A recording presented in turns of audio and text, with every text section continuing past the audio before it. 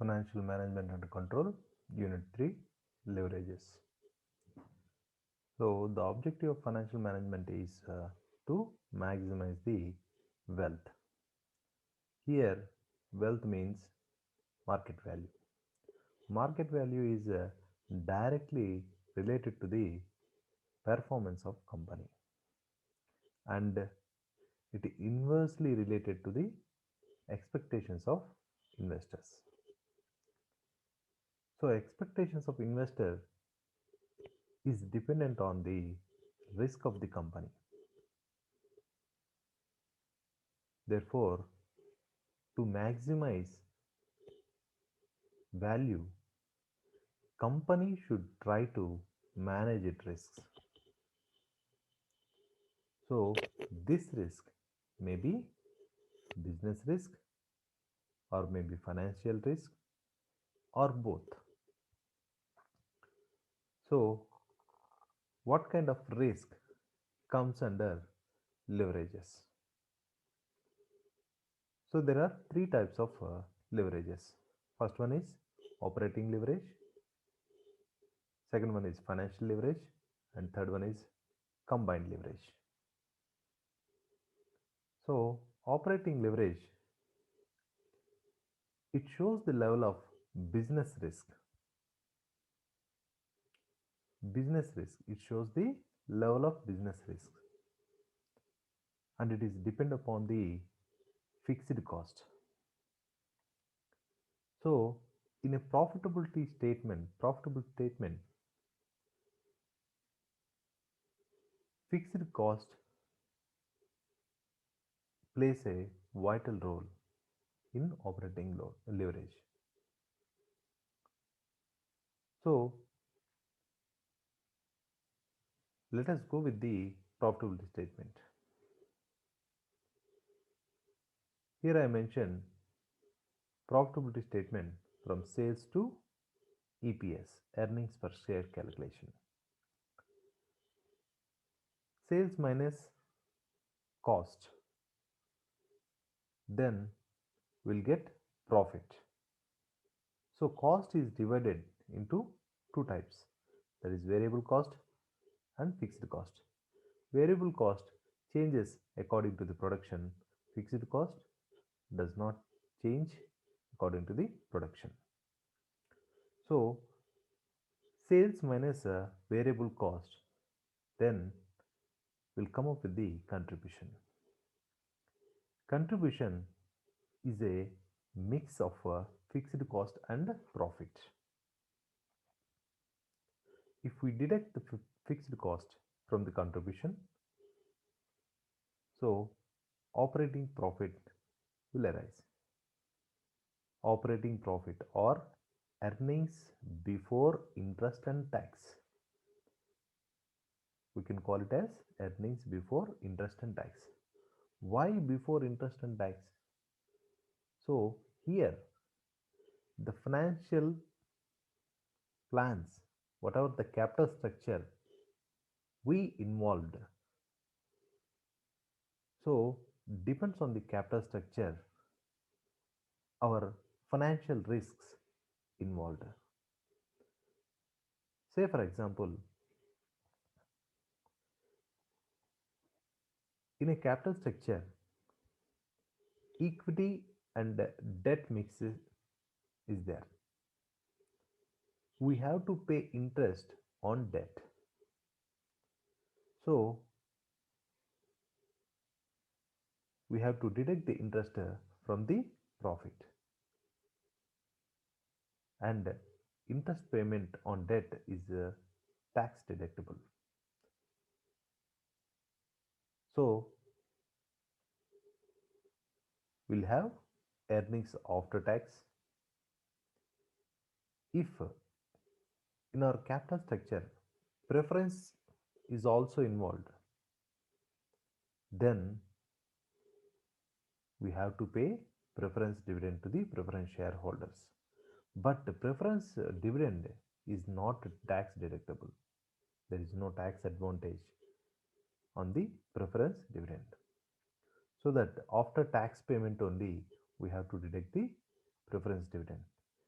Then finally, earnings available for the equity shareholders will be there. So, earnings per share calculated based on the earnings available for equity shareholders.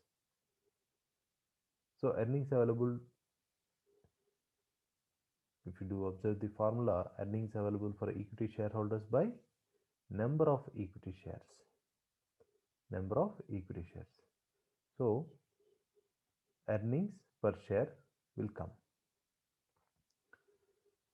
So, coming to the formulas, operating leverage,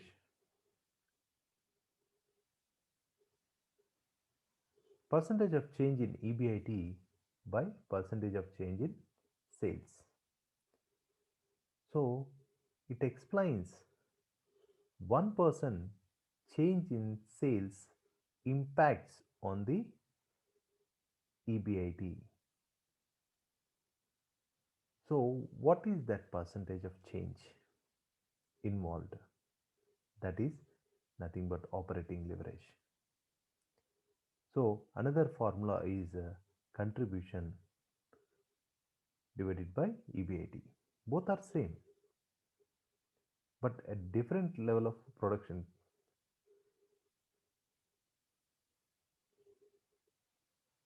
Formula usage will be different. So, if you do observe the second formula, contribution by EBIT,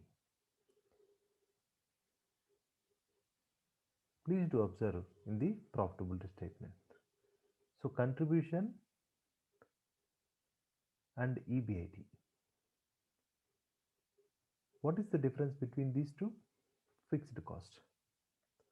So, operating leverage explains, shows the level of business risk, and it is depend on the fixed cost. If there is no fixed cost involved, no operating leverage. If high level of fixed cost, high fixed cost is there, then high operating leverage. Low fixed cost is there, low operating leverage. Okay. So coming to the financial leverage, it shows the level of financial risk. Financial risk nothing but fixed financial costs. Change in EPS divided by percentage of change in EBIT.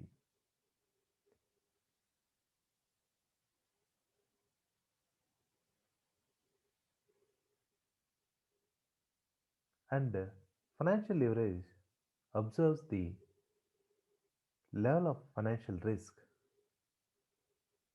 between EBIT and EPS. So there is another formula, EBIT divided by EBT. EBIT divided by EBT. The difference between these two is interest. So it measures the financial risk involved in the business. In this case, you may ask a doubt, why interest is given priority? Why not preference dividend? Because preference dividend is also a fixed financial cost. As I told you, fixed financial cost or sorry, preference dividend does not have the tax saving, but interest is tax deductible. Tax benefit is there. So if we involve debt financing in our capital structure, so a facility of trading on equity will be there. What is trading on equity?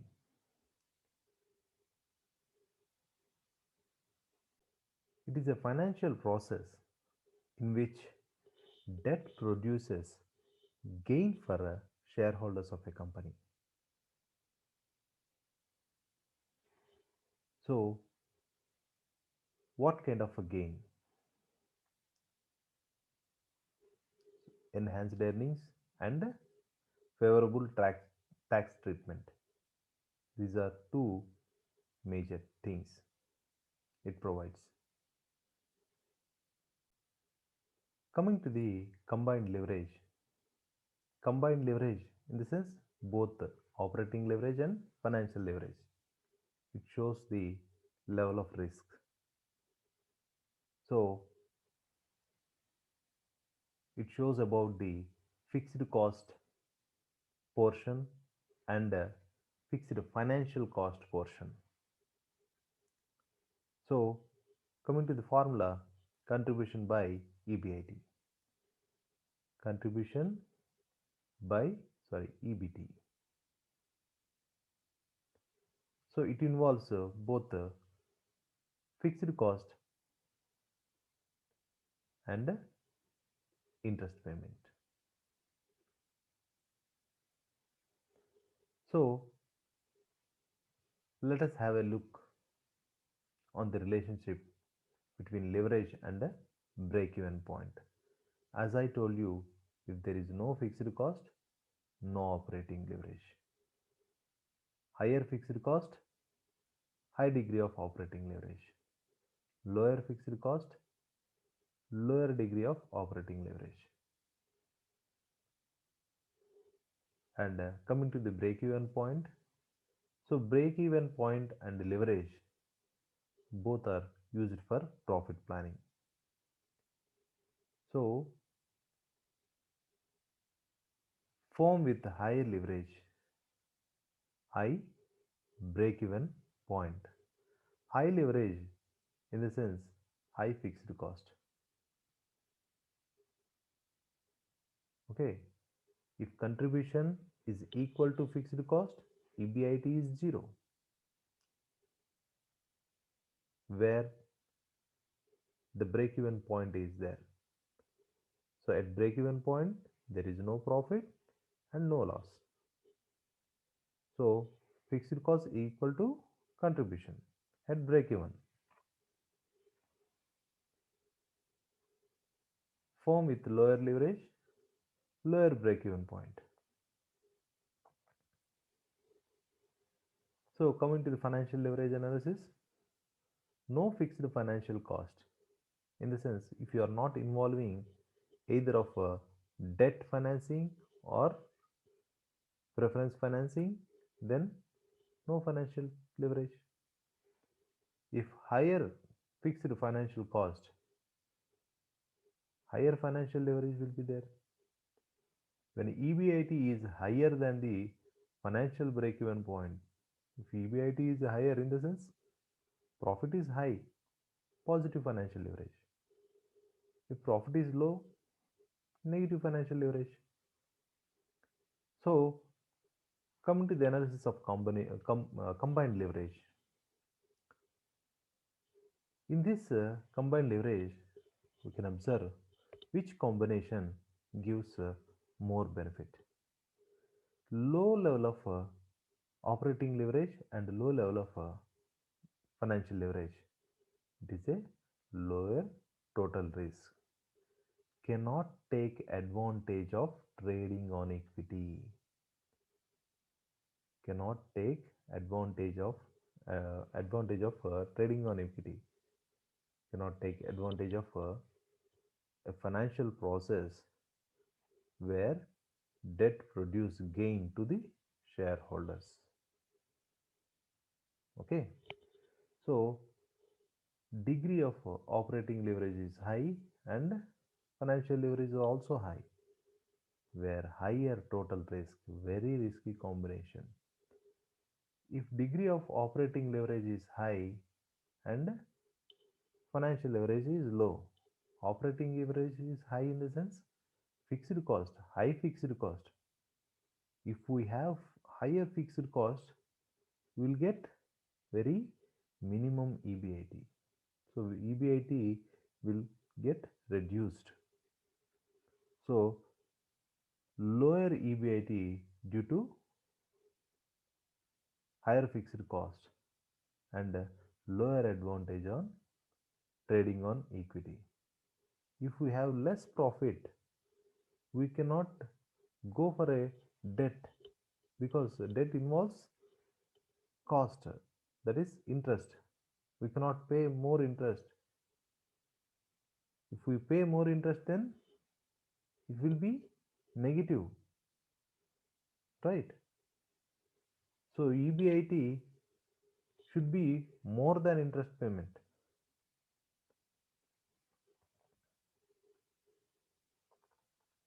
So degree of operating leverage is high. Okay, this is that. So if degree of operating leverage is low, in the sense we have very minimum of fixed cost. So then we have higher EBIT, right? So we can go with the debt financing or preference financing or combination. So moderate total risk, best combination. Higher financial risk is balanced. So this is balanced by lower business risk. Okay. So let us go with the illustration to understand how to calculate the operating leverage and financial leverage and combined leverage. A firm's deals are as under: sales at 100 per unit, 24 lakhs. Variable cost 50% on sales, fixed cost 10 lakhs, tax at the rate of 50%.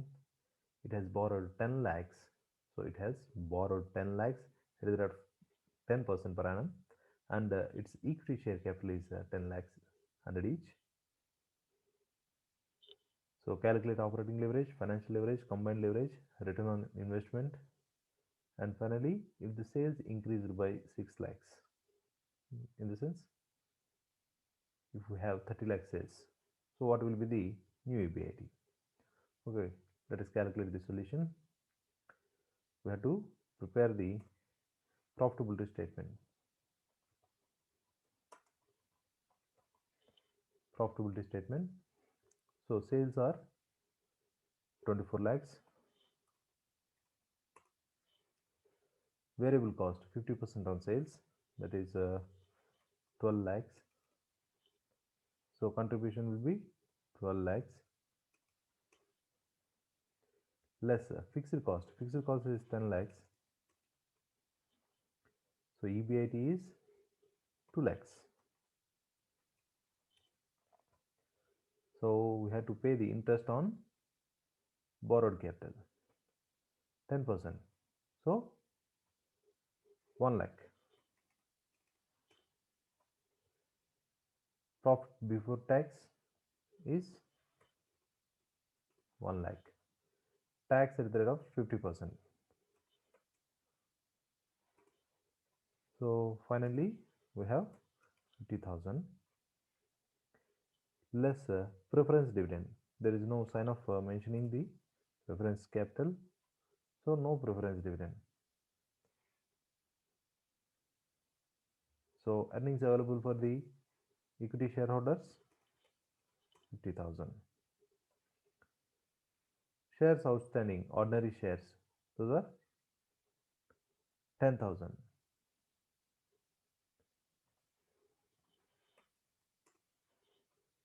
So earnings per share, earnings available to equity shareholders by equity, number of equity shares. So 50,000 by 10,000. I'll mention here 50,000 by 10,000, that is 5. So operating leverage formula is contribution by EBIT. Here contribution is 12 lakh divided by 2 lakh.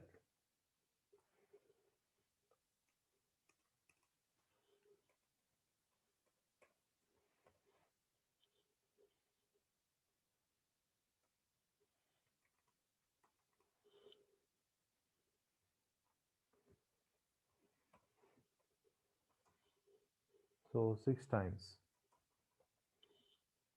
Operating leverage is 6 times. So coming to the financial leverage, EBIT. EBIT is 2 lakhs.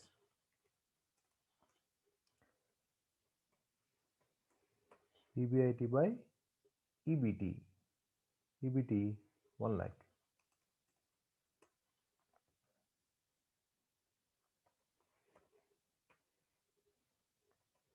1 2 times. 2 times financial leverage. So combined leverage, degree of operating leverage into financial leverage. So 6 into 2, 8 times. Sorry, 6 into 2, 12 times. 12 times. So return on investment. Return. How much is the return? Earnings available to equity shareholders 50,000. Equity fund. Investment. Equity fund is 10 lakhs.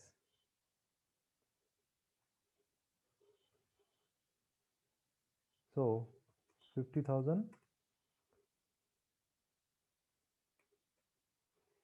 divided by 10 lakhs.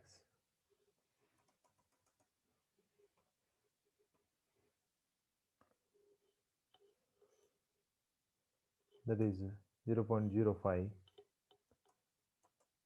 or 5% return on investment.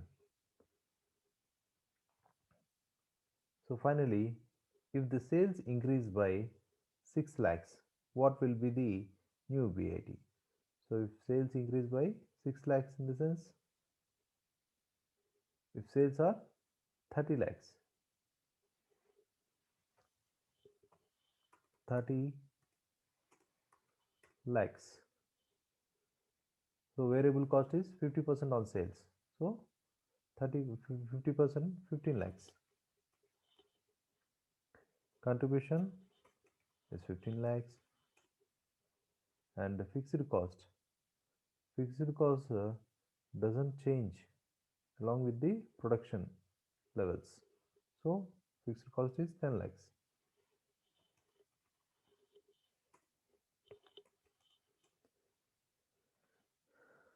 So EBIT is 5 lakhs. So if the sales increase by 6 lakhs, EBIT will be 5 lakhs. So let us go with the another concept, analyzing alternate financial plans. As we discussed here, this table,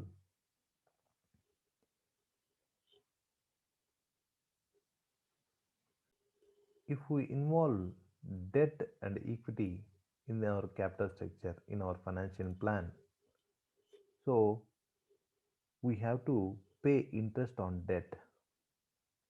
If we involve preference, we have to pay preference dividend. So it creates an impact on EPS. How does it impacts? So let us go with the illustration. Suppose that a firm has an all equity capital structure consisting of 1 lakh ordinary shares of 10 per share. The firm wants to raise 2 lakh 50,000 to finance its investments and is considering three alternative methods of financing. So already it has 1 lakh ordinary shares of 10 per share, and it needs additional investment 2 lakh 50,000. For this additional investment, they are considering three alternative methods: issue 25,000 ordinary shares at 10 each. To borrow 2,50,000 at a 8% of interest. Third alternative is to issue 2,500 preference shares of 100 each at an 8% rate of dividend. If the firm's earning before interest and taxes after additional investments are 3,12,000 EBIT, 3,12,500, and the tax rate is 50%, find the effect on EPS under three financing alternatives. So, for my convenience, okay.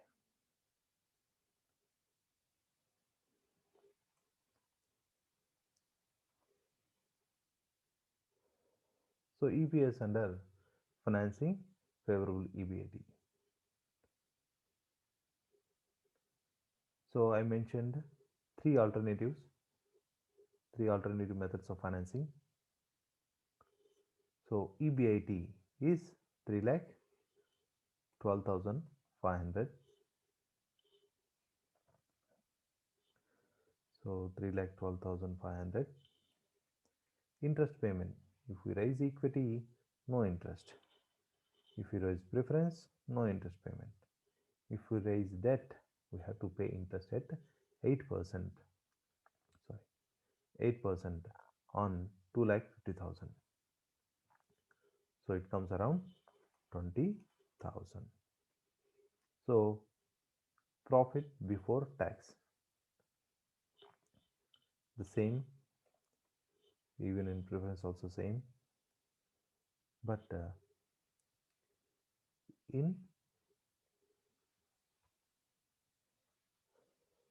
2 lakhs in debt financing, it comes around 2 lakhs 92 500. So we had to pay taxes at the rate of 50%. At the rate of 50%. See, for every business, profitability statement is the same. So 50% taxes are 1,56,250. So here also 1,56,250.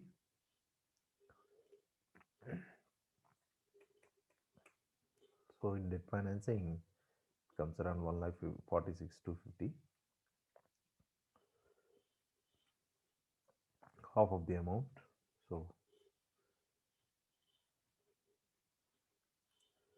So preference dividend in equity financing, no preference. In debt financing, 0. And in preference financing, 8%. Okay, 2,50,000 at an 8% rate of dividend. It comes around 20,000. So earning available to the equity shareholders. So 1,56,000, 1,46,250, and 1,36,250. So in equity financing, already we have 1 lakh ordinary shares. But if we raise equity 25,000, we have to add it.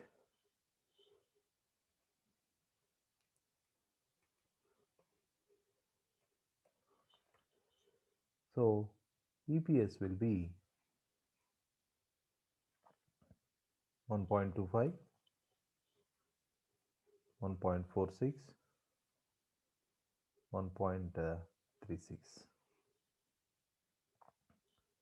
So if you do observe, if we mix the debt financing in capital structure, EPS is higher when compared to the other financing alternatives. So the firm is able to maximize the EPS when it uses debt financing. Through the rate of preference, see, even preference dividend is having equal rate of interest. EPS is high in case of debt financing. because interest charges are tax deductible while preference dividends are not tax deductible.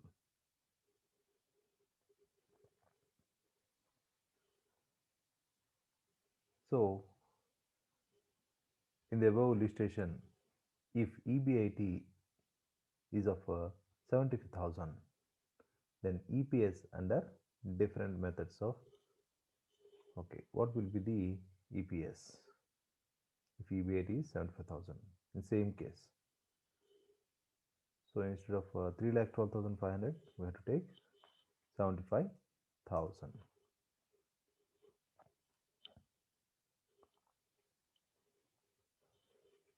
Okay, let us calculate. So interest is 0 and debt financing 20,000, 75,000.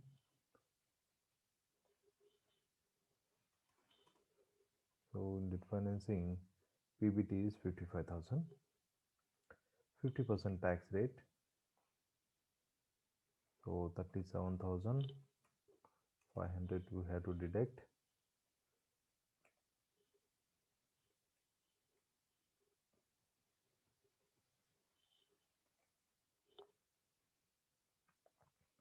So here 27,500.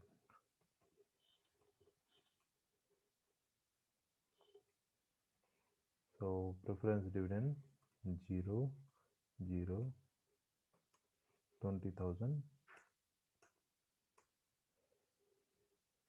So earnings available to equity shareholders are 35,500, 27,500 and 70,500.